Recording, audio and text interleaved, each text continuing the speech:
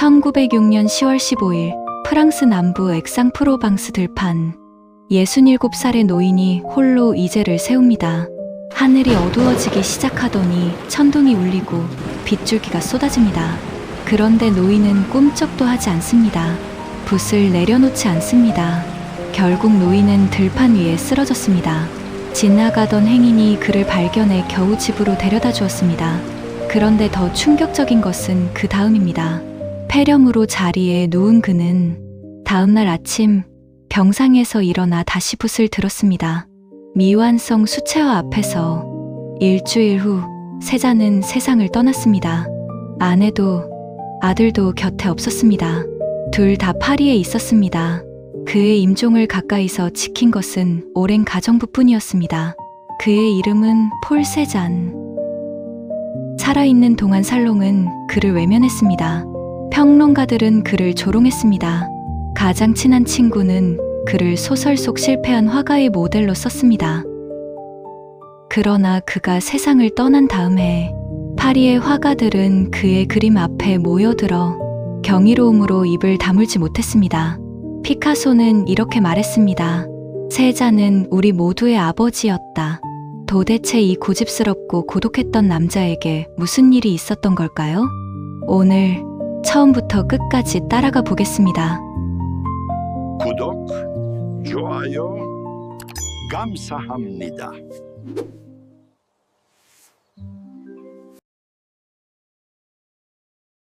1839년 1월 19일 프랑스 엑상프로방스. 여기서 한 아이가 태어납니다. 이름은 폴 세잔. 아버지는 루이 오기스트 세잔.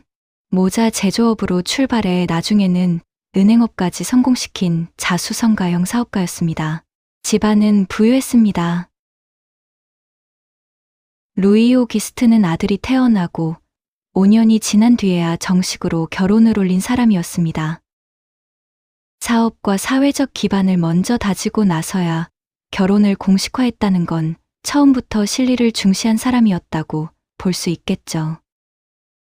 이 아버지 밑에서 자란 아들이 인정받지 못한 채 평생 혼자 싸워나가는 이야기.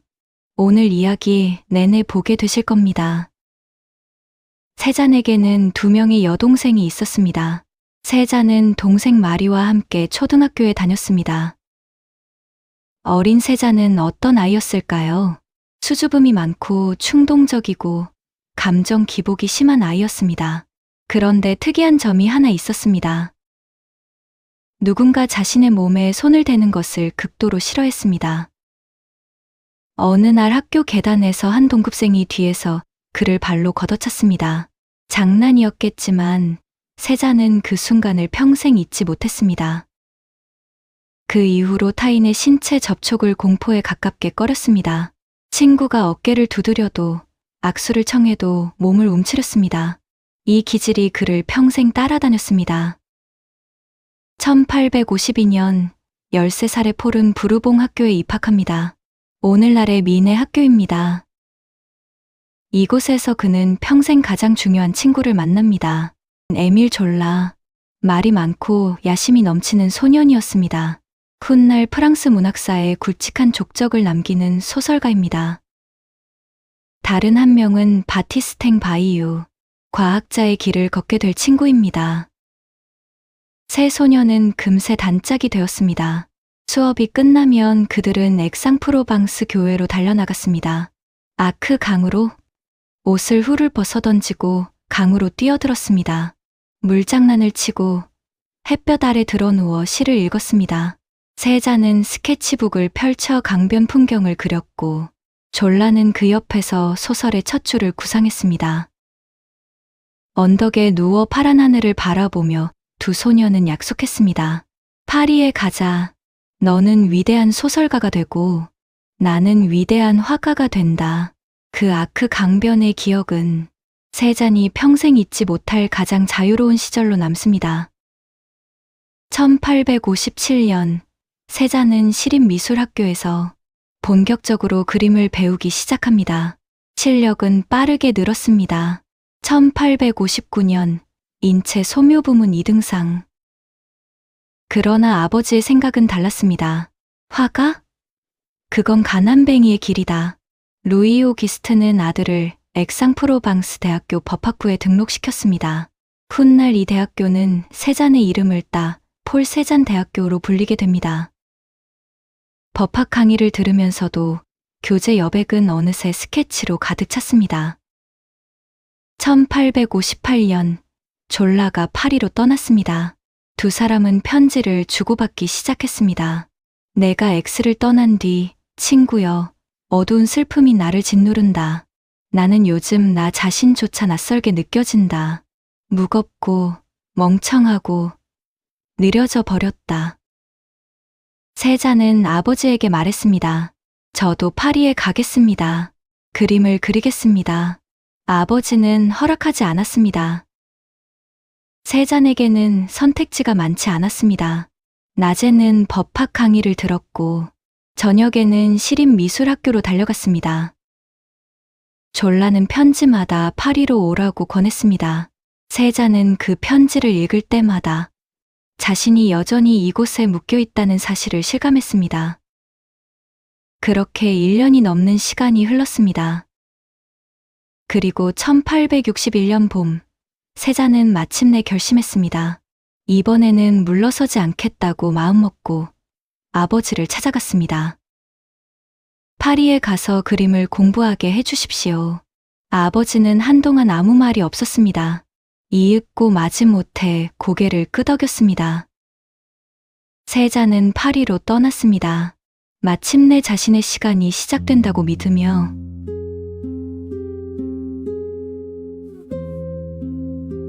(1858년) 졸라는 먼저 파리로 떠났습니다. 리세 생 루이의 장학생으로 입학했지만 바칼로레아에 거듭 낙제하며 생활고가 극에 달했습니다. 그러나 졸라는 세잔 앞에서 끝내 자존심을 지켰습니다. 졸라는 편지에 관한 대신 외로움을 담았습니다. 인간은 혼자다. 이 광활한 사막 위에 홀로 수많은 사람이 오가는 파리 한복판에서 졸라가 느낀 것은 번잡함이 아니라 고립이었습니다.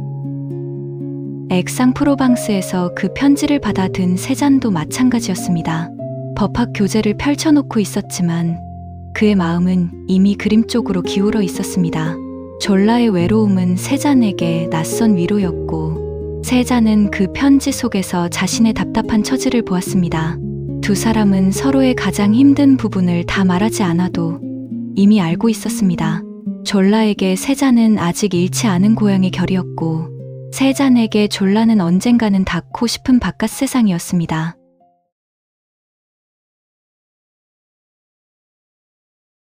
(1861년 4월 8일) 세잔은 곧 에콜 데 보자르, 프랑스 최고의 미술학교에 지원했습니다.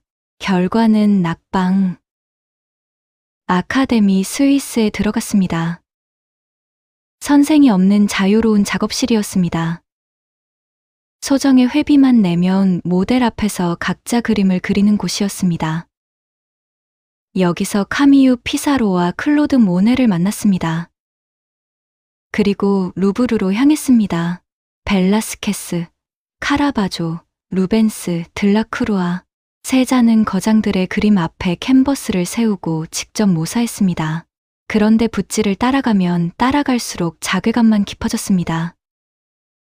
저 그림들 앞에서 자신의 그림이 얼마나 초라하게 느껴지던지 에콜 데 보자르의 낙방한 상처가 아물기도 전에 루브르는 세잔에게 또 다른 벽이 되었습니다. 도착한 지 얼마 되지 않아 졸라에게 돌아가겠다고 말했을 정도였습니다. 5달 만에 세잔은 엑상프로방스로 돌아왔습니다. 아버지는 기다리고 있었습니다. 그것 봐라. 파리는 내 세상이 아니야.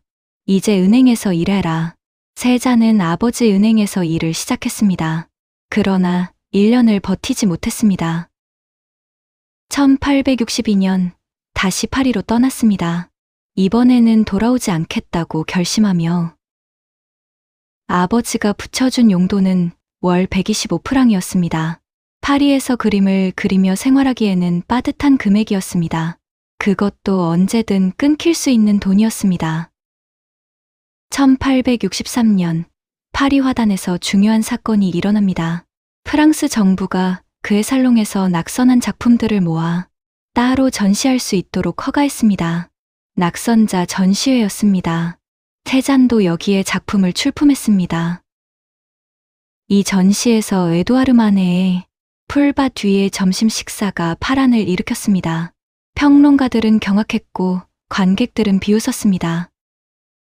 그런데 세잔은 달랐습니다. 그 그림 앞에서 그는 뭔가를 봤습니다. 거장들의 규범을 정면으로 무시하고 자신이 보는 것을 그리는 화가. 마네는 세잔에게 하나의 가능성을 열어 보여주었습니다. 이 시기 세잔의 그림은 어둡고 격렬했습니다. 두꺼운 물감을 팔레트 나이프로 두텁게 발라올리는 임파스토 기법을 즐겨 썼습니다. 주제는 폭력, 죽음, 욕망이었습니다.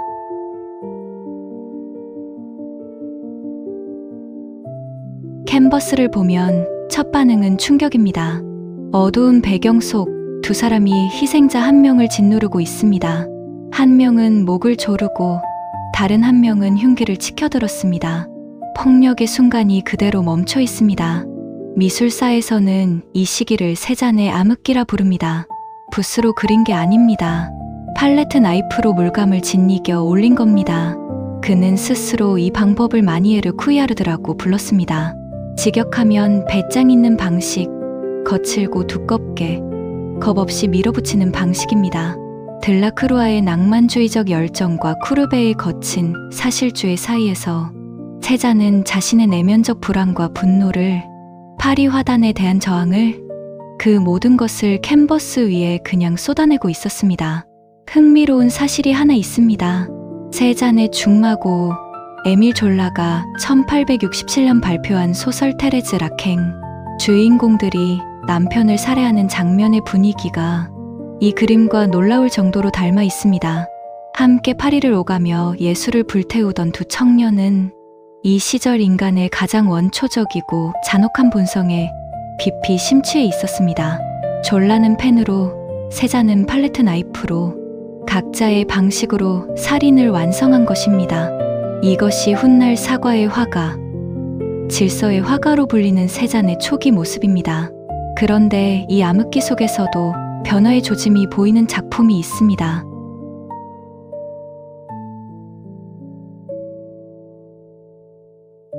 이 그림은 에두아르 마네의 그 유명한 풀밭 위의 점심 식사에서 영감을 받았습니다. 옷을 입은 남성들과 벌거벗은 여인들이 한 공간에 섞여 있는 구성은 당시 살롱의 고전적 규범을 조롱하는 세잔만의 방식이었습니다. 검은 옷을 입고 비스듬히 누워 나체의 여성들을 바라보는 인물은 세잔 자신입니다. 이 기묘한 유토피아적 풍경 속에 인물들의 뒤틀린 자세와 과장된 형태는 마치 꿈속의 한 장면처럼 몽환적이면서도 어딘가 불안한 기운을 자아냅니다.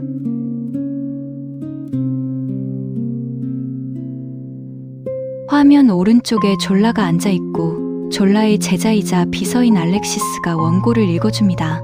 그림 아래쪽을 보면 캔버스 밑바탕이 그대로 드러나 있습니다. 1870년 보불전쟁이 발발하자 세잔이 파리를 떠나면서 붓을 내려놓았기 때문입니다.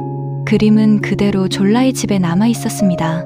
졸라가 세상을 떠나고 졸라의 부인마저 떠난 1927년, 매당 별장을 정리하다 이 그림이 발견되기까지 58년 동안 보관되어 있었습니다. 졸라의 몸은 미완성인 채로 남아 있습니다. 어쩌면 이 미완성이 두 사람의 복잡했던 우정의 결말을 예견한 것일지도 모릅니다.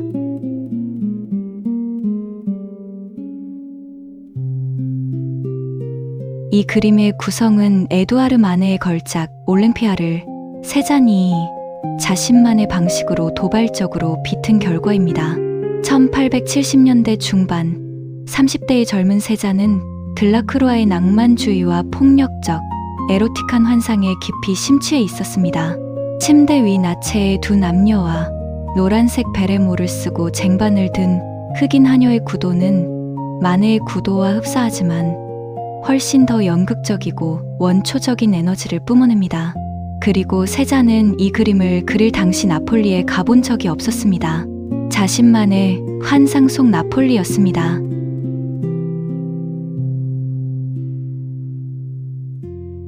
화면 중앙에 검은 대리석 시계가 놓여 있습니다. 그런데 자세히 보면 시계 바늘이 없습니다.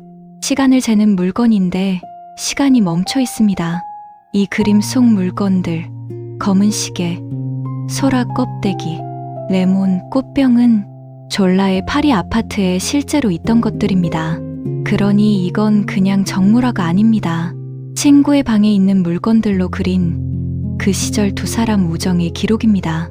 하얀 식탁보와 검은 시계의 명암 대비, 소라 껍데기의 붉은색과 레몬의 노란색, 살인처럼 폭발적이진 않지만 팔레트 나이프로 두껍게 쌓아 올린 물감의 무게가 화면 전체를 짓누릅니다. 1907년 시인 릴케는 파리에서 열린 세잔 회고전을 본 뒤 아내에게 편지를 썼습니다. 레몬의 노란색과 붉은색이 모든 것을 받아들이는 파란색 안으로 스며든다고. 파리 살롱의 벽은 높았습니다.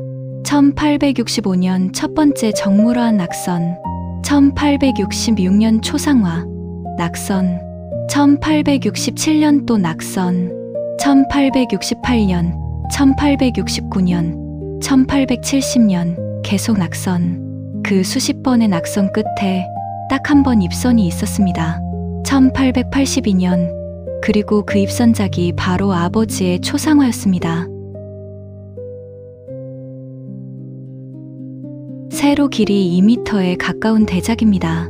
손에 들린 신문에 주목하세요. 레베느망, 친구 에밀 졸라가 미술 비평을 연재하며 마네를 옹호하고 살롱을 맹비난하던 진보 매체입니다. 평소 보수적이던 아버지가 읽던 신문이 아닙니다. 세잔이 일부러 그 신문을 아버지 손에 쥐어준 것입니다. 자신의 예술적 동지의 목소리를 아버지 눈앞에 강제로 들이민 셈입니다. 아버지 머리 위 벽에는 세잔 자신의 정물화가 걸려 있습니다. 액자도 없이 덩그러니 아버지의 공간 안에 화가 세잔이 당당히 자리를 잡은 것입니다. 아이러니하게도 이 그림이 훗날 세잔의 유일한 살롱 입선작이 됩니다.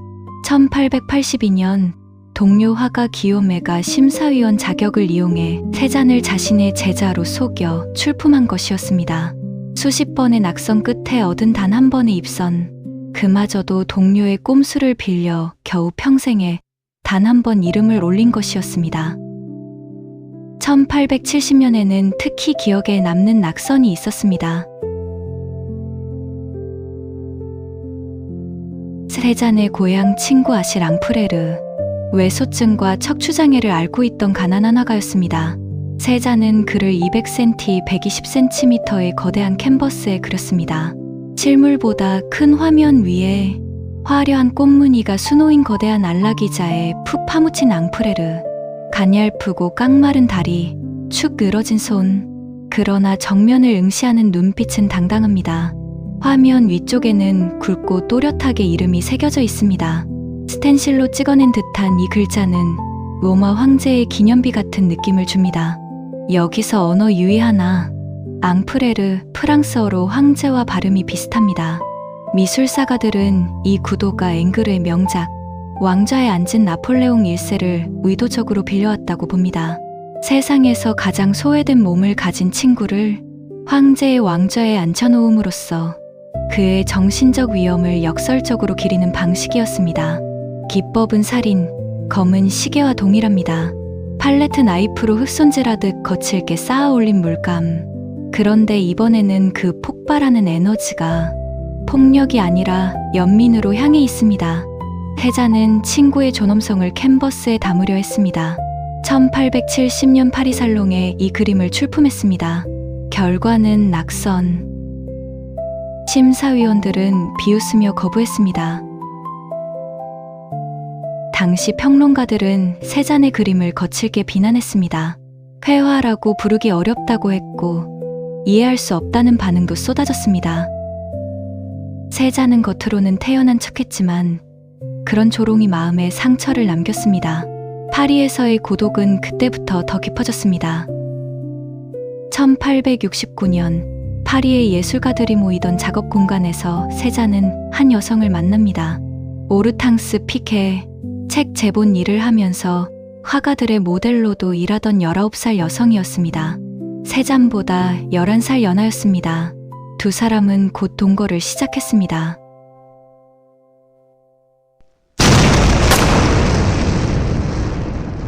(1870년) 프로이센 프랑스 전쟁이 터졌습니다.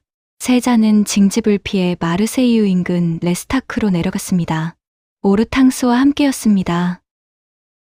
1872년 1월 아들 폴이 태어났습니다. 세잔은 이 사실을 아버지에게 숨겼습니다. 아버지가 알면 용돈을 끊을까봐. 덕분에 아들의 존재는 10년 이상 비밀로 남았습니다. 오르탕스와의 관계는 처음부터 불안정했습니다. 세잔은 그와의 관계를 오래도록 아버지에게 숨겼고, 오르탕스는 비밀스러운 처지에서 생활 불안 속에 살아야 했습니다. 세잔은 아내에게 따뜻하게 대하기보다 거리감을 보였고, 친구나 지인 앞에서도 차갑게 대했다는 전언이 남아 있습니다. 세잔은 아내에게 인색했고 생활비를 주지 않으려 했으며, 오르탕스는 아들 폴을 통해 돈을 받아야 했습니다. 두 사람은 자주 따로 지냈습니다. 오르탕스는 파리 생활을 원했고, 세잔은 프로방스에서 혼자 그림에 집중하길 원했습니다. 부부였지만 두 사람의 삶은 처음부터 다른 방향을 향하고 있었습니다. 같은 해, 세잔은 피사로의 초청을 받아 파리 북서쪽의 퐁투아즈와 오베르 슈르오아즈 일대로 이주했습니다. 이 시기가 세잔 인생에서 가장 중요한 전환점 중 하나입니다. 카미유 피사로는 세잔보다 10살 위였고, 인상주의 화가들 사이에서 모두의 스승으로 불리던 사람이었습니다. 그는 세잔의 그림에서 남다른 가능성을 먼저 알아봤습니다. 이 사람에게는 뭔가가 있다. 두 사람은 이른 아침마다 들판으로 나가 각자 이제를 세우고 같은 풍경을 마주한 채 나란히 그림을 그렸습니다. 세잔은 훗날 볼라르에게 이렇게 말했습니다. 피사로는 나에게 아버지 같은 존재였다. 마치 신처럼 의지할 수 있는 사람이었다. 그리고 생애 마지막 해 전시 카탈로그에 자신의 이름 아래에 피사로의 제자라고 직접 적었습니다. 피사로가 가르친 것은 눈앞의 것을 직접 그리는 플래네르 방식이었습니다. 작은 붓질과 순수한 색으로 빛의 변화를 포착하는 법도 이 시기에 익혔습니다. 세잔은 팔레트 나이프를 내려놓고 붓을 들었습니다. 어두운 색조에 기대던 세잔의 화면은 점차 밝아졌고 형태는 더 단단해졌습니다. 피사로는 이 시절을 이렇게 기록했습니다. 우리는 오베르에서 항상 함께 그림을 그렸다. 세잔의 작품들은 놀라울 정도로 강렬하고 견고했다. 세잔이 피사로 곁에서 단순히 따라 배운 것이 아니라 자기만의 화법으로 나아갈 발판을 얻은 시기였습니다. 이 시절의 작품을 보겠습니다.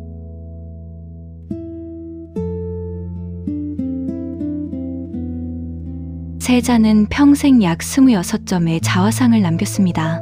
그중 1875년작은 피사로와의 오베르 시절 직후 인상주의의 영향이 가장 선명하게 나타난 시점의 기록입니다. 화면을 보면 어두운 암흑기 팔레트는 사라졌습니다. 밝아진 색채, 섬세해진 붓터치, 피사로의 플래네르 방식이 세잔의 화면에 스며든 결과입니다.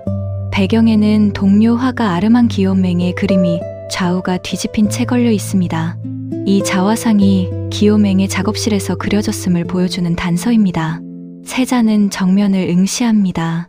헝클어진 머리카락, 덥수룩한 수염. 미술사가들은 세잔이 이 시기 의도적으로 거칠고 투박한 지방 화가의 이미지를 연출했다고 봅니다.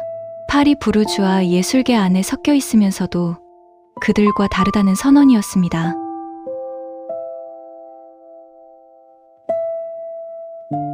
전통적인 초상화에서 남성, 특히 진지한 예술가의 배경으로 분홍색을 선택하는 것은 매우 이례적이었습니다.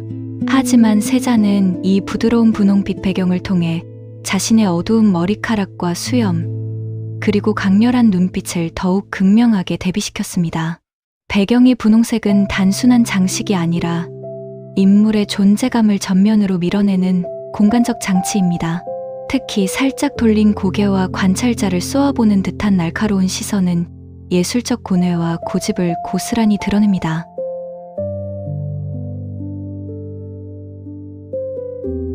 침대에 누운 나체의 여성을 향해 주교, 군인, 은행가, 화가, 지휘자, 당시 사회를 대표하는 남성 군상들이 모여들어 경배를 바치고 있습니다.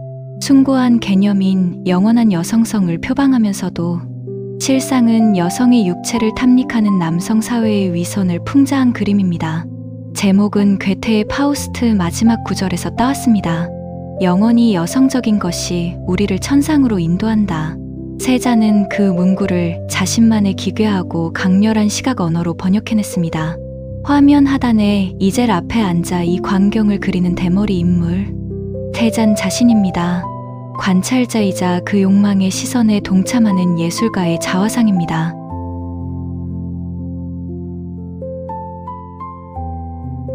제목부터 살펴보겠습니다. 목 매달린 사람의 집. 실제로 이 집에서 누군가 목을 맸을까요? 그럴 가능성은 높지 않습니다. 이 집은 오베르 지방에서 브르타뉴 출신 소유주의 이름을 따 펜 뒤로 불렸는데 그것이 프랑스어로 목 매달린 사람과 비슷하게 들려 와전됐다는 설이 유력합니다. 하지만 그림은 전혀 섬뜩하지 않습니다. 허름한 석조 가옥과 끊어진 듯한 흙길, 인물도 극적인 빛도 없는 고요한 화면입니다. 그런데 자세히 볼수록 뭔가 다릅니다.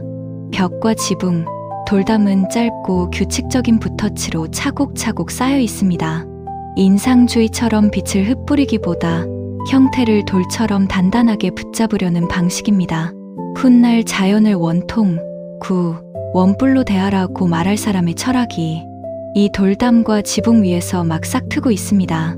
이 작품은 1874년 최초의 인상주의 전시회에 출품되었습니다.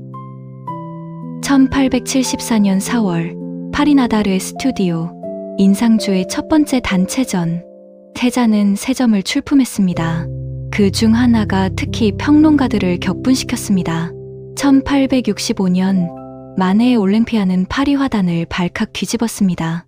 창녀를 빤히 응시하는 여인으로 그린 그 그림, 차갑고 정면적이고 타협이 없었습니다. 세자는 그 그림 앞에서 무언가를 느꼈습니다. 그리고 자기만의 버전을 그렸습니다. 현대적인 올림피아, 마네의 것이 차갑고 도발적이라면 세잔의 것은 꿈결 같고 소용돌이치고 기이합니다. 침대 위에는 나체의 여성이 누워있고 흑인 하녀가 침대볼을 걷어내는 순간이 극적으로 포착됩니다. 배경에는 꽃과 연기가 뒤엉켜 현실과 환상의 경계가 흐려집니다. 그런데 오른쪽을 보십시오. 검은 모자를 옆에 둔 채 지팡이를 든 신사가 등을 보인 채 앉아 있습니다. 마네가 관람객을 화면 밖에 고객으로 세웠다면 세자는 자신을 화면 안으로 밀어 넣은 셈입니다. 미술사가들은 이 인물이 세잔 자신의 투영이라고 봅니다. 욕망하는 대상을 바라보는 구경꾼, 바로 세잔 자신입니다. 기법에는 아직 암흑기의 흔적이 남아 있습니다. 두텁고 신경질적인 붓터치. 그러나 색채는 확연히 달라졌습니다. 선명한 노란색, 붉은색, 청색, 피사로와 오베르에서 익힌 인상주의의 빛이 화면에 침투해 있습니다. 비평가들의 반응은 이전과 달랐습니다. 더 격렬했습니다. 비평가 마르크 드 몽티포는 1874년 5월 라르티스트에 이렇게 썼습니다. 세잔의 그림은 너무 기묘하고 강렬해서 마치 환상 속 정원에 들어간 느낌이다. 보는 사람을 압도할 정도로 낯설고 마치 미친 사람이 흥분한 채 그린 그림처럼 보인다. 열병 환자의 망상, 정신 나간 사람이 그린 그림. 마네의 올림피아도 파란을 일으켰지만 세잔의 버전은 그보다 훨씬 더 야생적이었습니다. 세상은 받아들이지 않았습니다. 그러나 세잔도 물러서지 않았습니다. 이 그림이 보여주는 것은 세잔의 용기입니다. 규칙 따위는 없다. 나는 내가 보는 것을 내가 느끼는 방식으로 그린다. 그러나 전시 이후 세자는 인상파 그룹과 점점 거리를 두기 시작합니다. 왜였을까요? 세잔이 원한 것은 인상파와 달랐습니다. 인상파는 빛의 순간, 찰나의 인상을 포착하려 했습니다. 세잔은 그 반대를 원했습니다. 인상주의는 너무 더덥다. 나는 인상주의를 루브르의 그림처럼 단단하고 영속적인 것으로 만들고 싶다. 그리고 그의 성격 문제도 있었습니다. 어릴 때 학교 계단에서 동급생에게 뒤에서 걷어차인 뒤로 누군가 어깨를 두드리거나 손을 잡으려 할 때마다 몸을 움츠렸습니다. 몸에 손대는 것을 싫어했고, 낯선 사람과 함께 있는 것을 힘들어했고, 누군가가 자신의 작업 방식을 이해하지 못하면 분을 사귀지 못했습니다.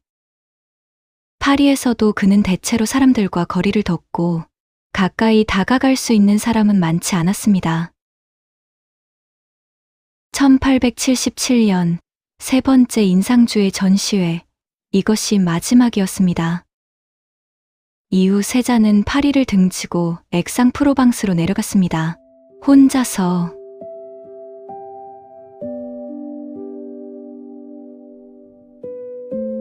인상주의와 결별하고 홀로 걷기 시작한 직후 40살의 세잔입니다. 배경의 올리브 마름모 벽지는 단순한 장식이 아닙니다. 패턴의 선들이 세잔의 두개골 곡선을 따라 멈추며 후광처럼 프레임을 만들고, 짧고 규칙적인 붓터치가 두개골을 하나의 굿처럼 쌓아 올립니다. 이것이 이 시기 세잔이 개발한 구축적 붓터치입니다. 정면을 응시하는 눈빛에는 흔들림이 없습니다. 1878년 봄, 엑스마르세이유 철도가 개통된 지 얼마 되지 않은 어느 날, 세잔은 기차를 탔습니다. 창밖으로 아크 강 계곡이 펼쳐지고 저 멀리 석회암산 하나가 눈에 들어왔습니다. 생트 빅투아르 산. 세잔은 졸라에게 편지를 썼습니다. 참으로 아름다운 모티프.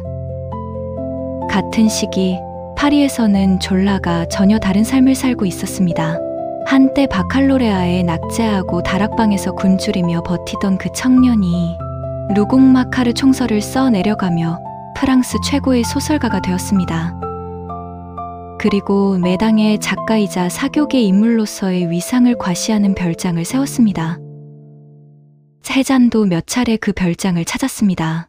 1879년에서 1882년 사이, 그리고 1885년에 비단 커튼이 드리워진 살롱, 문학가와 평론가들이 오가는 식탁, 웃음과 담론이 끊이지 않는 공간. 세잔은 언제나 물감이 묻은 낡은 작업복 차림으로 나타났습니다. 당시 전기와 회고록에는 낡은 작업복 차림의 세잔을 하인들이 처음엔 하층민으로 오해했다는 일화가 전해집니다. 졸라는 이미 성공한 예술가였고 세잔은 여전히 이해받지 못하는 화가였습니다. 아크 강변에서 함께 시를 읽던 두 소녀는 이제 완전히 다른 세계에 살고 있었습니다. 그러나 세잔에게 졸라는 여전히 가장 오래된 친구였습니다. 실제로 1878년 아버지가 아내인 오르탕스의 존재를 알고 용돈을 반으로 끊었을 때 세잔은 졸라에게 도움을 청하는 편지를 보냈습니다. 졸라는 아무 조건 없이 돈을 붙여왔습니다. 우정은 아직 살아있었습니다. 다만 두 사람의 세계가 너무 달라지고 있었을 뿐입니다. 1886년 3월 졸라의 새 소설 작품이 출간됐습니다. 루공마카르 총서의 14번째 작품. 주인공은 화가 클로드 랑티에입니다. 비범한 재능을 가졌지만 끝내 자신이 원하는 걸작을 완성하지 못하고 스스로 목숨을 끊는 인물. 소설 속에는 세잔의 삶과 겹치는 세부 묘사가 가득했습니다. 세잔은 이 소설에서 자신의 모습을 발견했습니다. 직접 너는 끝까지 못 갈 거야 라고 말했다면 차라리 나았을지 모릅니다. 졸라는 그 말을 소설 속 인물로 바꿔 세상에 발표했습니다. 어릴 때부터 함께 꿈을 나눈 친구가 자신을 실패한 화가로 그려 세상 앞에 내놓은 것이었습니다. 내 편이라고 믿었던 사람이 나를 가장 아프게 평가한 사람이 된 순간이었습니다. 세잔은 졸라에게 짧은 편지 한 통을 보냈습니다. 어린 시절의 기억에 감사하며 루공마카르 총서의 저작께 악수를 청한다. 그게 전부였습니다. 이듬해 1887년 졸라가 신작 대지를 보내왔을 때에도 세자는 다시 짧은 답장을 남겼습니다. 대지를 보내준 것에 감사하며 자네가 돌아오면 악수를 나누러 찾아가겠네. 두 사람의 30년 우정의 기록은 이것으로 끝납니다. 두 사람이 30년간 주고받은 편지들은 훗날 한 권의 책으로 묶였습니다. 이후 세자는 졸라와 단 한 번도 다시 만나지 않았습니다. 같은 출발선의 두 소녀는 정상에 닿았지만 우정은 그 자리에 없었습니다. 1902년 9월 파리에서 가스 중독으로 졸라가 세상을 떠났습니다. 세자는 끝내 장례식에 가지 못했습니다. 액상프로방스에 남은 그는 오래도록 그 슬픔에서 벗어나지 못했습니다. 1886년 두 가지 일이 더 일어났습니다. 4월 28일 세자는 오르탕스와 정식으로 결혼했습니다. 두 사람이 처음 만난 지 17년 만이었습니다. 이미 식어버린 관계였지만 아들 폴에게 합법적인 지위를 주기 위한 결혼이었습니다. 그리고 10월 아버지 루이 오기스트가 세상을 떠났습니다. 세자는 막대한 유산을 물려받았습니다. 이제 아무에게도 의존하지 않아도 됐습니다. 오직 그림에만 집중할 수 있게 됩니다. 용돈을 끊겠다는 위협도 아버지의 실망한 눈빛도 더 이상 없었습니다. 아버지가 1859년에 구입한 자스 드 부팡, 프로방스 말로 바람의 놀이터라는 뜻의 이 대농장은 세잔이 가장 사랑한 공간이었습니다. 농장 주변을 걷고 일꾼들을 바라보고 사과를 쌓아 올리며 세자는 자신만의 세계를 구축해 나갑니다. 이 시기 세자는 파리와의 연결을 거의 끊고 액상프로방스에 은둔했습니다. 빈센트 반 고흐와 폴 고갱 등 젊은 화가들 사이에서 그의 이름은 전설처럼 떠돌고 있었지만 세잔 본인은 대중의 시선 밖에서 홀로 작업을 이어갔습니다.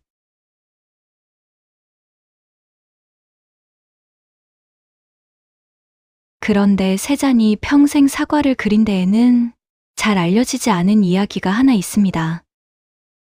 어린 시절 콜레주 부르봉에서 졸라는 그부들에게 따돌림을 당했습니다. 세잔이 나서서 그를 지켜줬습니다. 다음 날 졸라는 사과 바구니를 들고 감사 인사를 전했습니다. 세잔은 훗날 젊은 시인 가스케에게 농담처럼 말했습니다. 그게 내 사과 인생의 시작이었지. 그 사과 바구니 하나가 30년 우정의 시작이었고 세잔의 평생 모티프가 되었습니다. 자스 드 부팡 농장의 부엌, 세잔은 탁자 위에 사과 몇 개를 올려놓았습니다. 의자를 당겨 앉고 캔버스를 세웠습니다. 그리고 그림을 그리기 시작했습니다. 아주 천천히. 세잔의 붓질이 얼마나 느렸는지 아십니까? 사과를 탁자 위에 올려놓고 며칠 두고 관찰했습니다. 그리고 또 관찰했습니다. 캔버스 위에 색면 하나를 올리기 전에 얼마나 오래 생각했는지. 탁자 위의 사과가 그림이 완성되기도 전에 썩어버리는 일이 다반사였습니다. 악취가 진동하는 작업실에서도 세자는 붓을 내려놓지 않았습니다. 결국 밀랍으로 만든 가짜 과일로 대체해야 했습니다. 세잔에게 사과는 그냥 과일이 아니었습니다. 사과는 변하지 않습니다. 패션도, 유행도, 시대도 사과는 상관없습니다. 르네상스의 사과나 19세기의 사과나 같은 원통과 구의 형태를 지니고 있습니다. 세잔이 추구한 것은 그것이었습니다. 시간을 초월한 본질. 세잔은 이런 말을 남겼습니다. 사과 하나로 파리를 놀라게 하겠다. 그는 사과 하나를 통해 세계를 다시 만들고 있었습니다.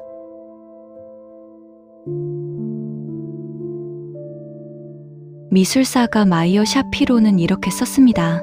이 그림과 함께 세잔의 중기 후기 위대한 정모라 시리즈가 시작된다. 이 그림을 가장 열렬히 사랑한 사람은 폴 고갱이었습니다.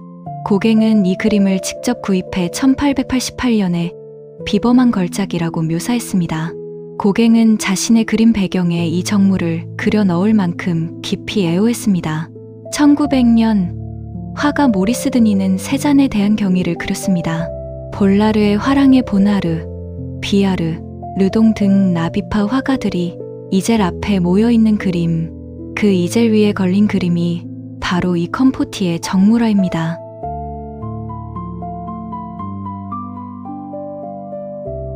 인상주의를 넘어 상징주의와 추상으로 나아가던 나비파의 핵심 멤버들인 피에르 보나르, 에두아르 비아르, 폴 세리지에, 오딜롱 르동, 그리고 이 그림을 그린 모리스 드니 본인까지 세잔의 정물화를 둘러싸고 모여 있습니다. 이들은 르네상스의 원근법을 해체하고 조형적 혁명을 이룩한 세잔을 자신들의 정신적 아버지이자 현대 미술의 교과서로 공식 추앙하고 있는 것입니다. 정작 그림의 주인공인 폴 세잔은 이 자리에 없습니다. 그는 당시 엑상프로방스에 은둔 중이었으며 젊은 화가들이 자신을 이토록 숭배한다는 사실을 전해 듣고는 매우 쑥스러워하면서도 고마워했다는 기록이 있습니다.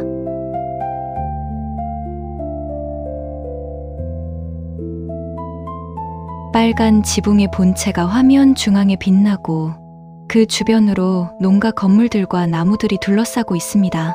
파란 덧문이 달린 창문들, 노란 회벽, 프로방스의 전형적인 여름빛입니다. 이 그림은 세잔 전시 홍보물과 여행 기사에서 포스터 이미지로 자주 쓰이는 작품입니다. 자스드 부팡을 그린 수십 점 중에서도 건물과 자연이 가장 균형 있게 담겼기 때문입니다. 집은 기하학적 덩어리로, 나무는 유기적인 선으로, 세잔이 평생 추구했던 구조와 자연의 균형이 이 그림 안에 있습니다.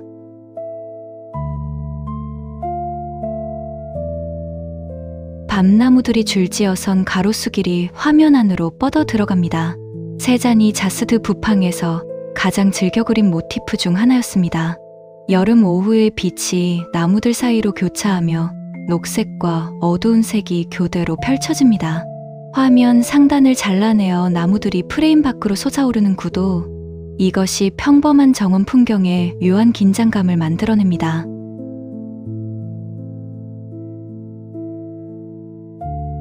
밤나무 가로수 길 끝에 연못이 있습니다. 연못 가장자리에 사자 모양 수도꼭지가 보입니다. 메트로폴리탄은 세잔이 이 농장 길을 1880년대 중반에 여러 번 그렸다고 설명합니다. 수십 년간 매일 오가던 길, 늘 같은 풍경인데 매번 다른 시각으로 바라봤습니다.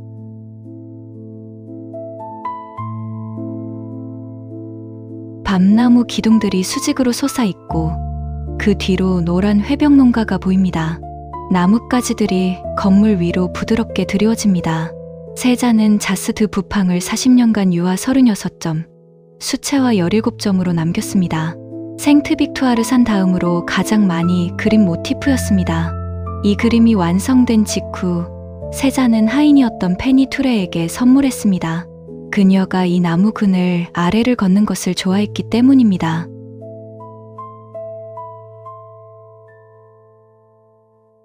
인상주의와 결별하고 홀로 엑상프로방스로 내려가던 시기의 자화상입니다. 1875년 자화상과 비교해보면 변화가 선명합니다.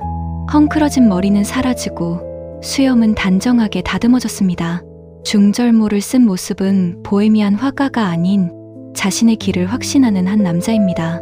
이 시기 세잔의 자화상들에서 미술사가들은 인상주의로부터의 거리 두기를 읽어냅니다. 붓터치는 더 규칙적이고 구조적입니다.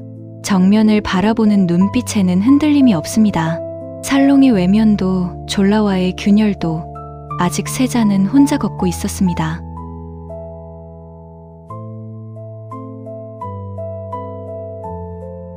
이 작품은 폴 세잔이 남프랑스의 휴양지 에스타크에서 바라본 마르세유만의 풍경을 담은 것으로 그의 풍경화 중 가장 균형 잡히고 견고한 구성을 보여줍니다.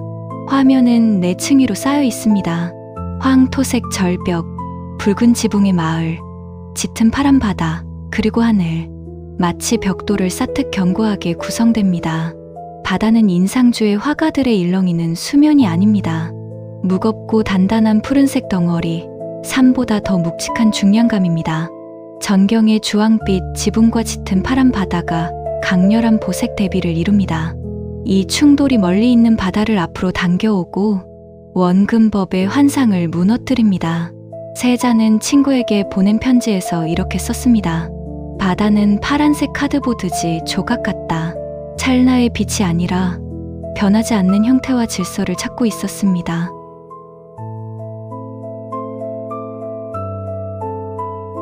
이 그림 앞에 서면 처음에는 뭔가 이상하다는 느낌이 듭니다. 테이블을 보세요. 왼쪽 끝과 오른쪽 끝의 높이가 맞지 않습니다. 직각이 하나도 없는 불가능한 직사각형입니다. 바구니는 앞으로 쏟아질 듯 기울어져 있고 병도 비스듬하게 기울어져 있습니다. 식탁보의 주름도 자연스럽지 않습니다. 잘못 그린 것이 아닙니다. 르네상스 이후 400년 동안 화가들은 한 곳에 고정된 시점에서 세상을 그렸습니다. 레오나르도, 라파엘, 카라바조 모두 단 하나의 소실점을 기준으로 공간을 구성했습니다. 세자는 눈이 하나의 진실만 본다고 믿지 않았습니다. 사람의 시선은 움직이고 세계는 그 움직임 속에서 더 정확해집니다. 그의 화면에는 서로 다른 시점이 함께 놓이고 그 어긋남이 오히려 균형이 됩니다. 기울어진 바구니와 흘러내릴 듯한 사과들은 무너지지 않는 구조로 화면을 지탱합니다. 이것이 입체주의의 씨앗입니다. 1895년 볼라르게인전에 이 그림이 걸렸을 때 처음으로 세잔의 정물화가 대중 앞에 제대로 모습을 드러냈습니다. 피카소가 세잔은 우리 모두의 아버지라고 말한 것은 이 탁자의 불가능한 직사각형을 보고 나면 이해가 됩니다. 피카소가 20세기 초에 펼쳐놓은 혁명의 뿌리가 바로 이 탁자 위에 있습니다. 같은 시기 작업실에서 또 하나의 장면이 펼쳐졌습니다. 오르탕스가 모델로 앉아 있었습니다. 세자는 아내의 초상화를 30점 가까이 그렸습니다. 그 수많은 초상화 속에서 오르탕스는 단 한 번도 웃지 않습니다. 감정이 지워진 얼굴, 무표정한 도자기 가면 같은 표정. 그 과정은 가혹했습니다.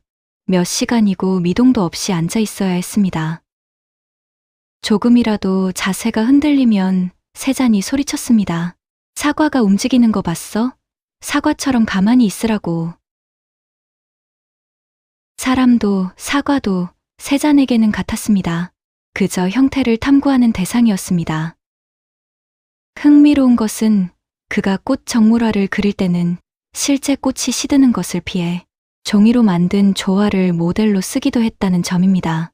살아있는 아내에게는 정물처럼 움직이지 말라 하면서 정작 식물은 죽지 않는 가짜를 선호했던 셈입니다. 오르탕스는 세잔의 기묘한 작업 방식을 끝까지 견뎌낸 유일한 인내의 신이었습니다. 그에게 오르탕스는 사랑하는 아내이기에 앞서 기하학적 구도를 실험하기 위한 가장 훌륭한 살아있는 정물이었습니다.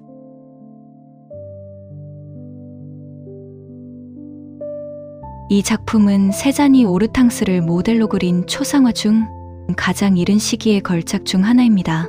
붉은 의자와 올리브 녹색 의복이 강렬하게 부딪히며 화면 전체에 시각적 진동을 만듭니다. 그 화려한 색채 속에서도 오르탕스의 표정은 여전히 굳어 있습니다. 1877년 오르탕스는 아직 아버지에게 숨겨진 존재였습니다.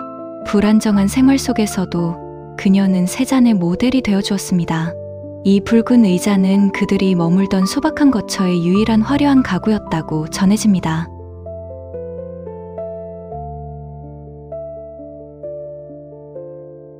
그녀의 몸을 보세요. 풍만한 여성의 육체가 아니라 원기둥과 구형으로 조립된 건축물 같습니다. 붉은 드레스의 주름조차 부드러운 천이 아니라 단단하게 깎아낸 암석처럼 묵직합니다. 살짝 오른쪽으로 기울어진 미세한 불균형. 그 긴장감이 화면에 생동감을 줍니다. 푸른빛 회색 배경과 붉은 드레스의 보색 대비는 인물을 화면 밖으로 밀어내는 듯한 입체감을 만들어냅니다. 오르탕스의 손을 보세요. 구체적인 묘사 대신 거친 붓터치로 덩어리감만 표현되어 있습니다. 이러한 과감한 생략이 훗날 피카소의 입체주의와 마티스의 야수파가 탄생하는 결정적인 자양분이 되었습니다.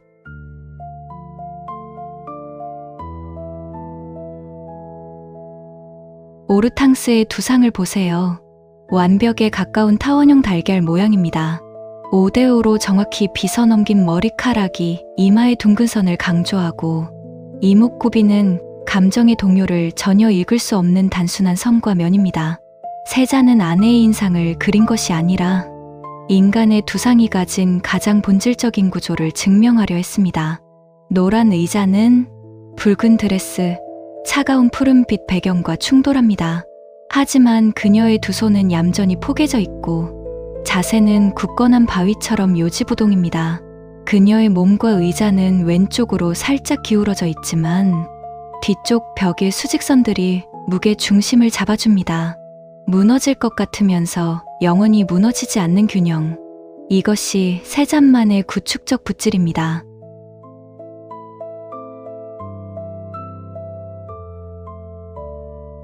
자스드 부팡 온실을 배경으로 오르탕스 뒤로오는 잎사귀와 가지들이 제멋대로 뻗어나갑니다.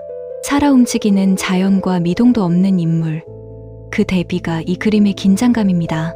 왼쪽으로 기운 몸통, 왼쪽의 나뭇가지, 오른쪽의 화분이 보이지 않는 삼각 구도를 이루며 화면을 잡아줍니다. 무릎이 두 손은 붓질이 채 끝나지 않은 채로 남아 있습니다. 덜 그렸는데 오히려 덩어리감이 더 살아납니다. 세자는 아내를 인간이 아닌 구조로 봤습니다. 그 냉정함이 걸작을 만들었습니다.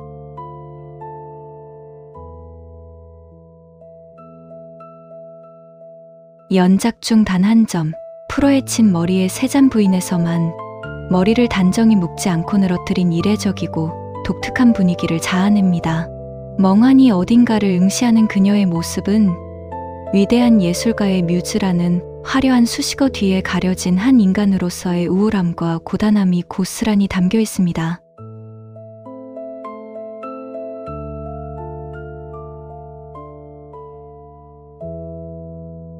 이 그림의 주인공은 세잔이 가장 아꼈던 아들 폴과 그의 친구 루이 기욤입니다. 아들 폴은 붉고 검은 다이아몬드 패턴의 하를레켕 복장을, 친구 루이는 하얀 피에로 복장을 하고 있습니다. 원근법을 고의로 왜곡하여 화면에 긴장감을 주며 걷고 있는 두 소녀는 마치 정물이나 조각처럼 보입니다. 장시간 부동 자세 때문에 힘들었다고 전해집니다. 이 그림은 러시아 컬렉터 슈킨이 구입했다가 1917년 러시아 혁명 후 소비에트 국가에 몰수되어 현재 모스크바 푸시킨 미술관에 있습니다.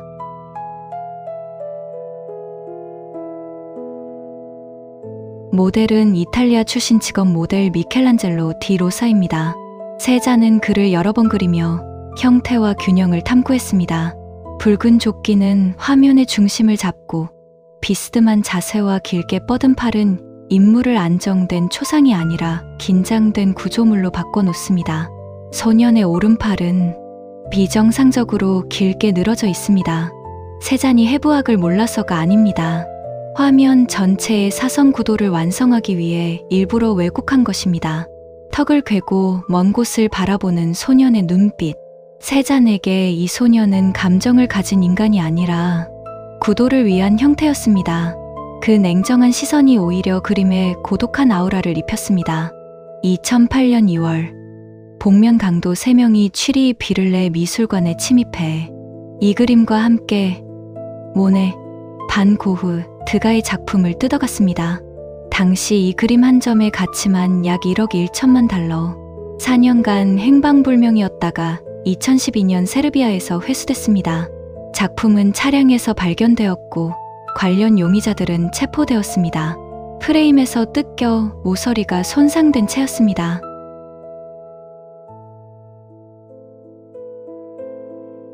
자스드 부팡에서 일하던 하녀로 추정됩니다. 세잔에게 주변의 평범한 인물들은 장시간 포즈를 묵묵히 견뎌주는 가장 다루기 편한 모델이었습니다. 그녀는 커피포트 옆에 서서 정면을 바라봅니다. 굳게 담은 입술, 텅 빈 시선, 나무 토막처럼 뭉툭한 손. 세자는 이 여인에게서 인간적인 감정을 철저히 걷어냈습니다. 그에게 이 여인은 탁자 위의 커피포트와 동일한 조형적 덩어리였습니다. 여인의 원통형 몸통, 커피포트의 원통형 구조, 배경의 수직선. 이 모든 것이 하나의 건축물처럼 맞물립니다. 드레스의 주름조차 몸의 굴곡을 따르지 않고 마치 파이프처럼 스스로의 형태를 유지합니다. 피카소가 인물을 기하학적 도형으로 분해하기 시작했을 때 그가 딛고 선 디딤돌이 바로 이 그림이었습니다.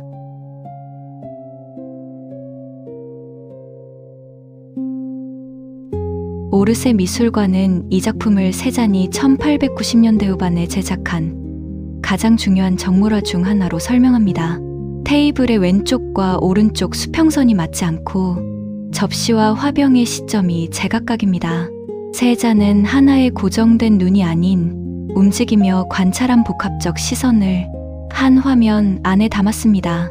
사과와 오렌지의 둥근 형태는 명암이 아닌 색채의 단계적 변화로만 표현됩니다. 따뜻한 노란색에서 붉은색, 차가운 보라색으로 이어지는 색의 배치.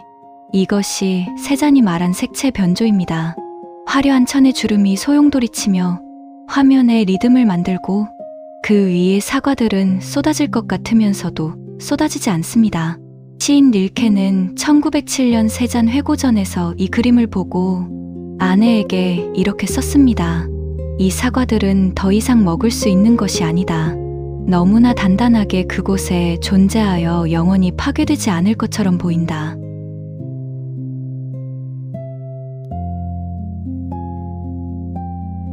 이 그림에는 특별한 이력이 있습니다. 원래 폴 고갱이 소장하고 있었습니다. 세잔의 작품을 가장 먼저 알아본 화가들 중 하나가 고갱이었습니다. 1999년 소더비 경매에서 6,050만 달러에 팔렸습니다. 당시 역대 최고가 정물화 경매 기록이었습니다. 쏟아질 듯 쏟아지지 않는 팽팽한 긴장감이 균형을 유지하고 있습니다.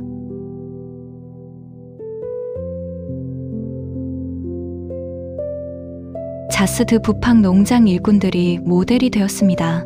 세잔은 각 인물을 따로 스케치하고 캔버스 위에 조합했습니다. 17세기 카라바조나 레냉 형제의 카드놀이 그림들은 도박꾼의 속임수, 긴장, 타락을 역동적으로 담았습니다. 세잔의 농부들은 다릅니다. 눈을 내리깔고 카드에만 집중합니다. 감정도 드라마도 없습니다.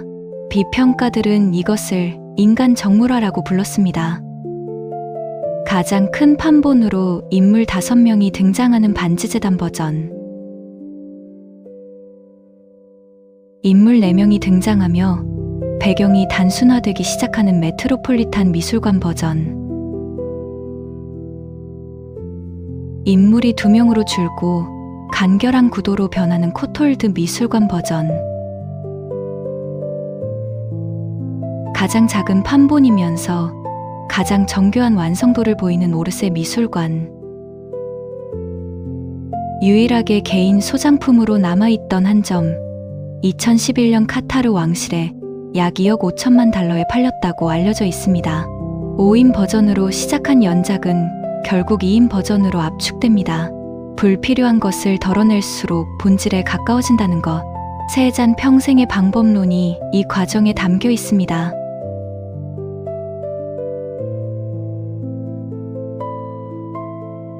가지, 생강, 항아리, 과일들, 구겨진 흰 천, 이질적인 사물들이 한 화면에 모여 있습니다. 가지의 푸른빛, 보라빛과 항아리의 단단한 원통형이 맞물려 화면 중앙에 묵직한 중량감을 만듭니다. 테이블 왼쪽과 오른쪽의 높이와 각도가 맞지 않습니다. 마치 두 공간을 오려 붙인 듯 어긋나 있지만 뒤쪽 천이 만드는 삼각형 구조 안에서 기적적으로 균형을 잡습니다. 배경 곳곳에 물감이 칠해지지 않은 부분들이 보입니다. 세잔에게 완성이란 캔버스를 빈틈없이 채우는 것이 아니었습니다. 형태와 색채의 균형이 구축되는 순간 붓을 내려놓았습니다. 남겨진 여백은 숨막히는 구조 속에서 화면이 숨 쉬는 공간입니다.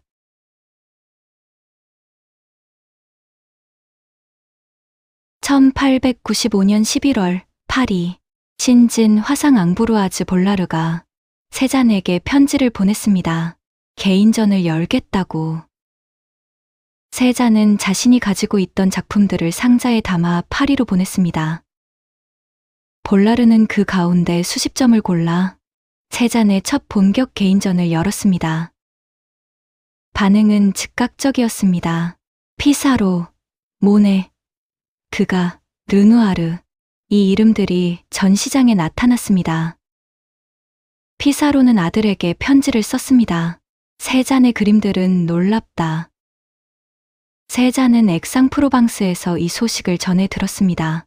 그는 파리에 가지 않았습니다. 그리고 이때 세잔의 반응이 놀랍습니다. 찬사가 쏟아지는데 세잔은 기뻐하지 않았습니다. 오히려 의심했습니다. 저놈들이 나를 조롱하고 함정에 빠뜨리려는 것 아닌가.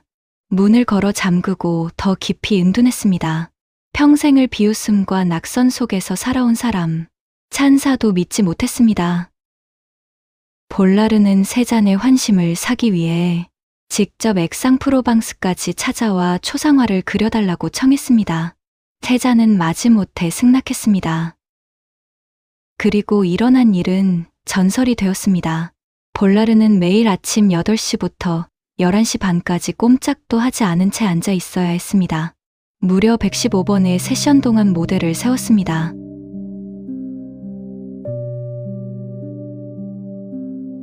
볼라르는 자신의 회고록에 이렇게 썼습니다. 몇 시간씩 꼼짝없이 앉아 있어야 했고, 한 번은 꾸벅꾸벅 졸다가 의자에서 떨어질 뻔했다고. 그때 세잔이 소리쳤습니다. 사과처럼 앉아 있어야 하지 않겠소. 사과가 움직이는 걸 본 적 있소? 115번의 세션이 끝났을 때 세잔이 남긴 평가는 셔츠 앞부분은 그나마 마음에 드네. 볼라르가 아직 덜 칠한 부분이 있다고 지적하자 세잔은 답했습니다. 루브르에서 더 연구한 뒤에야 그 색을 찾을 수 있어. 결국 이 초상화는 미완성으로 남았습니다. 전체 형상은 하나의 단단한 피라미드 구조입니다. 이마는 위에서, 코는 정면에서, 귀는 옆에서 본 다중 시점의 결합은 이후 입체주의의 핵심 원리로 이어집니다. 11년 뒤 피카소는 이 작품의 영향을 받아 볼라르의 초상을 그립니다. 세잔이 근대 회화의 아버지로 불리는 이유가 이 그림 안에 담겨 있습니다. 1897년 어머니가 세상을 떠났습니다. 평생 세잔의 편에 서서 아버지를 설득해주던 사람이었습니다. 어머니가 떠난 뒤 자스 드 부팡에는 세잔 혼자 남았습니다. 아내 오르탕스와 아들 폴은 파리에 있었습니다. 어머니 사망 2년 후인 1899년 세잔과 두 여동생은 자스 드 부팡을 매각했습니다. 아버지의 유산으로 세 남매가 공동 소유하던 농장을 법적으로 분할하기 위해서였습니다. 30년간 그림을 그린 바람의 놀이터는 루이 그라넬에게 7만 5천 프랑에 팔렸습니다. 세잔에게는 커다란 정서적 상실이었습니다. 세잔은 액상프로방스 시내의 작은 아파트로 이사했지만 그 공간은 이미 수십 점의 그림 속 영원한 프로방스로 남아 있었습니다.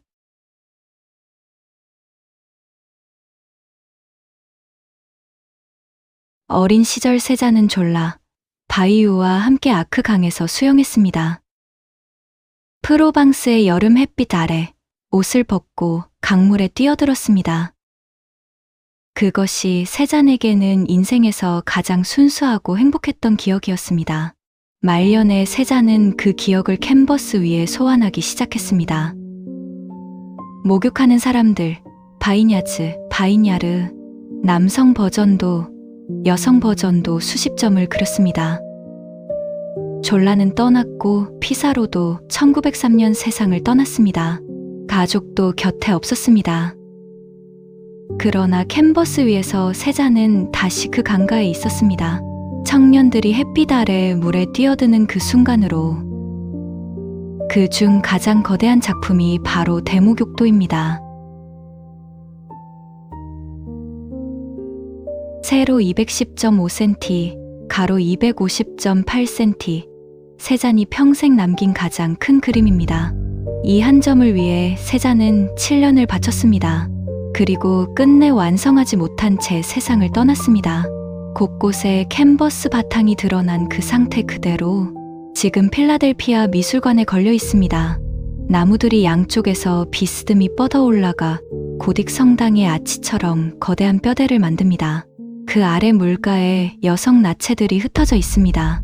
얼굴은 이목구비가 뭉개져 있고 팔다리는 투박하게 조립되어 있습니다. 이것은 의도된 해체입니다. 사람을 그린 것이 아니라 삼각형 구도를 완성하기 위한 건축 자재로 다룬 것입니다.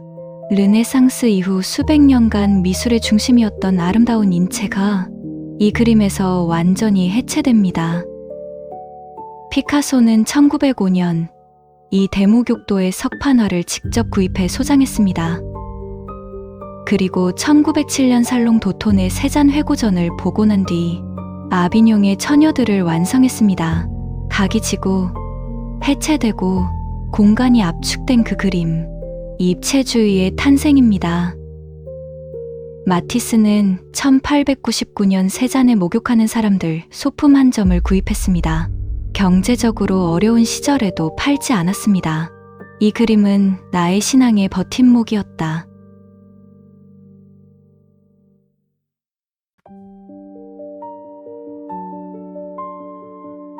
네 개의 해골이 피라미드처럼 쌓여 있습니다. 썩지 않는 정물. 이것이 세잔이 해골을 택한 한 가지 이유입니다. 사과는 썩고 꽃은 시들지만 해골은 변하지 않습니다. 그러나 또 다른 이유가 있습니다. 이 무렵 세잔은 당뇨병을 앓고 있었고 죽음을 의식하게 되었습니다. 그러나 세잔에게 해골은 단순히 죽음의 상징이 아니었습니다. 그는 직접 이런 말을 남겼습니다. 해골은 그리기 얼마나 아름다운가. 17세기 화가들은 해골로 인생무상, 바니타스의 도구로 썼다면 세잔은 형태를 보았습니다. 사과를 대하던 집요함으로 완벽한 구, 빛. 그런데 세잔의 해골은 무섭지 않습니다. 조용하고 묵직하고 위험이 있습니다. 이 시절 세잔의 그림에서 또 하나 눈에 띄는 것은 캔버스의 구석구석을 다 채우지 않는다는 것입니다. 당시에는 그리다만 그림이란 비난을 받았지만 훗날 현대 미술은 이것을 혁명으로 평가합니다. 그는 캔버스의 빈 공간조차 하나의 색으로 보았습니다. 흰 바탕이 숨 쉬는 공간이 되었고 그 여백이 채워진 색채를 더욱 살아있게 만들었습니다. 미완의 미학, 그것이 세잔이 남긴 또 하나의 유산입니다. 미술사가 프랑수아즈 카생는 이렇게 썼습니다. 이 뼈들은 관람객을 거의 습격한다. 일반적인 정물화의 절제된 분위기와는 전혀 다른 공격성이 있다.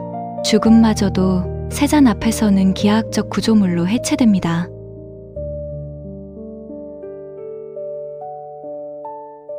화면 중앙에는 석고 큐피드상이 서 있습니다.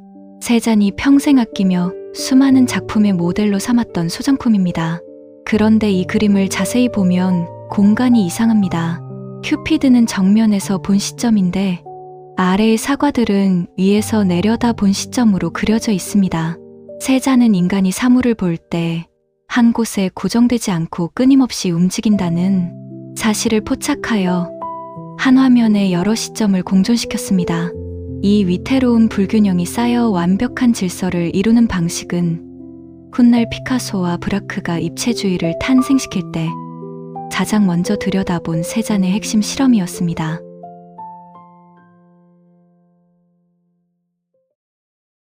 (1902년) 세잔은 엑상프로방스 북쪽 언덕 레로브에 새 아틀리에를 지었습니다. 아틀리에 창문에서는 생트빅투아르 산이 보였습니다. 그는 아침이면 이곳에서 그림을 그리고 오후에는 들판으로 나가 이제를 세웠습니다.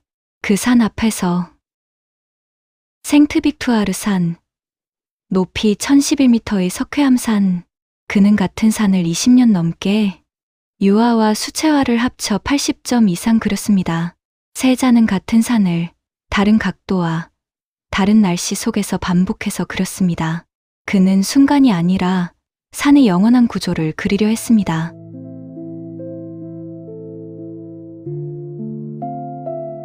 화면 왼쪽에서 우람한 소나무 가지가 둥글게 뻗어 올라가며 산의 능선을 감쌉니다. 소나무 자체가 산을 담는 액자가 되는 겁니다. 들판의 녹색과 황색은 앞으로 튀어나오고 저 멀리 사는 연한 파란색과 분홍빛으로 뒤로 물러납니다. 선 하나 없이 색채의 온도만으로 만든 원근감입니다. 이 그림은 1895년 액상프로방스의 아마추어 전시에 처음 나왔지만 당시에는 좋은 반응을 얻지 못했습니다. 세자는 이 작품을 조아킴 가스케에게 주었는데 젊은 시인이 보여준 진심 어린 공감에 대한 감사의 뜻으로 전해집니다.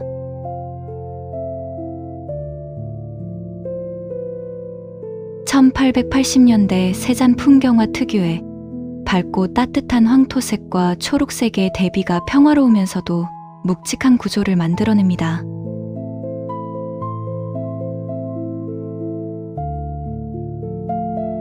말년으로 갈수록 세잔의 생크비투아르는 점점 더 추상에 가까워집니다. 산의 형태는 파란색, 녹색, 황토색의 색면들로 분해됩니다. 원근법은 왜곡되고 하늘과 산의 경계는 모호해집니다.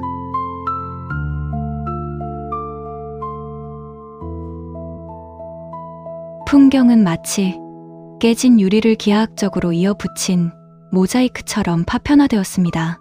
원근법이 완전히 해체되어 전경과 후경이 캔버스 표면에서 하나로 융합된 이 위대한 혼돈은 불과 몇 년 뒤 피카소와 브라크가 세상을 립방채로 쪼개버리는 입체파를 창시하고 칸딘스키가 추상 미술로 나아가는 가장 완벽하고 직접적인 도약대가 되었습니다.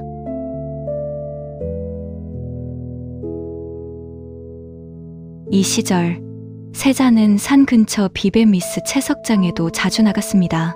인부들이 캐낸 기하학적인 바위 형태들이 모여있는 곳이었습니다. 직각으로 잘린 단면, 쌀인 노란 돌덩이들. 세잔의 눈에는 이 채석장이 자연이 스스로 만들어낸 입체주의 조각처럼 보였습니다. 그는 이 채석장도 수십 점의 그림으로 남겼습니다. 1904년 4월 15일 세잔은 젊은 화가 에밀 베르나르에게 편지를 썼습니다. 세잔의 사상에 깊이 매료된 화가로 이미 세잔을 여러 차례 찾아갔던 베르나르와는 한동안 편지를 주고받고 있었습니다. 그 편지에서 세잔은 자신이 평생 붙들고 있던 그림의 원리를 이렇게 정리합니다. 자연을 원통, 원뿔에 따라 다루어라. 이 편지 한 통이 20세기 미술의 나침반이 됩니다.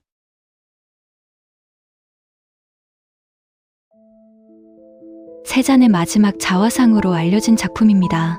세잔의 자화상에는 어떠한 심리적 동요나 서사도 존재하지 않습니다.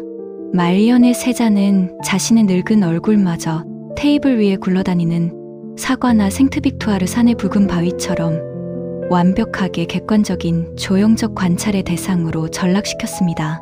한 평론가는 이 자화상을 두고 말했습니다. 쇠약해졌지만 여전히 강렬한 의지를 가진 인물.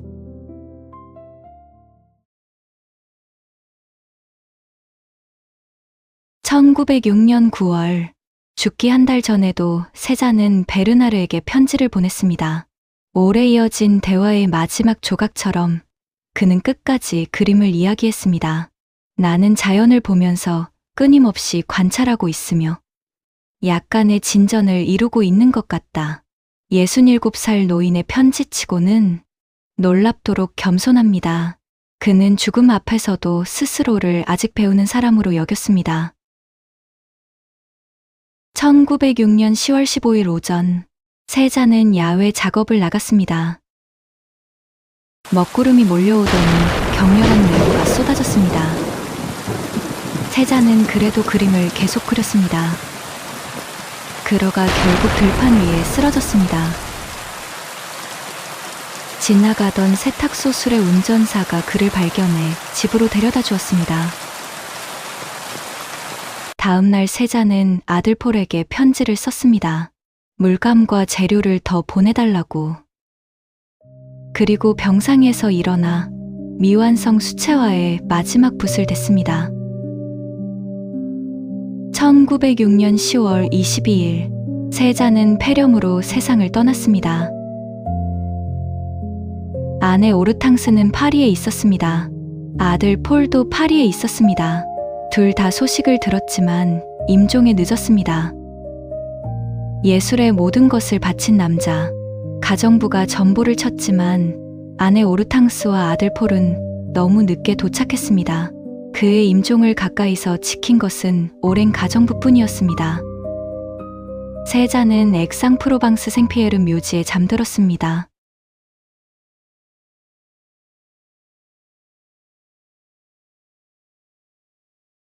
세잔이 세상을 떠난 다음 해 1907년 파리 살롱 도톤에서 세잔 회고전이 열렸습니다. 56점의 회화와 수채화, 조르주 브라크, 앙드레 드랭, 바실리 칸딘스키, 앙리 마티스, 파블로 피카소, 이 이름들이 모두 그 전시장에 있었습니다. 피카소는 이 전시를 보고 이렇게 말했습니다. 세자는 우리 모두의 아버지였다. 마티스는 말했습니다. 세자는 회화의 신 같은 존재다. 그리고 1907년 피카소는 아비뇽의 처녀들을 그렸습니다. 세잔의 대목욕도 없이는 존재할 수 없었던 그림, 입체주의의 탄생이었습니다. 세잔은 살아있는 동안 살롱에 단 한 번, 1882년 입선했을 뿐입니다. 그나마 심사위원이던 친구의 덕으로 첫 개인전은 66의 나이에야 열렸습니다. 찬사조차 의심했고 임종을 지켜볼 가족도 없었습니다. 아무도 이해하지 못했습니다. 그러나 결국 세상이 따라왔습니다. 오늘 세잔의 삶을 처음부터 끝까지 따라오셨습니다. 부르봉 학교 운동장에서 졸라와 함께 꿈을 나누던 소년, 파리에서 낙방을 거듭하던 청년, 팔레트 나이프를 내려놓고 붓을 든 순간, 사과를 앞에 두고 며칠 보내던 농장의 화가, 그리고 폭풍우 속 들판에서 혼자 이제를 잡은 노인까지 세잔이 그토록 반복해서 바라보았던 생트빅투아르 산, 언제나 그 자리에 있으면서 언제나 다른 모습을 보여주는 것, 세잔이 평생 그림 앞에서 마주한 질문, 자연의 진실이란 무엇인가를 상징하는 존재였을지도 모릅니다. 인류의 역사를 흔든 세 개의 사과가 있습니다. 이브의 사과가 운명의 문을 열었고, 뉴턴의 사과가 우주의 법칙을 밝혔으며, 세잔의 사과는 회화의 시선을 바꾸어 놓았습니다. 사과 하나로 파리를 놀라게 하겠다고 했던 남자, 그는 결국 그 약속을 지켰습니다. 파리만이 아니라 온 세상을. 그가 남긴 것은 사과가 아니라 사과를 바라보는 새로운 시선이었습니다. 오늘도 시청해 주셔서 감사합니다.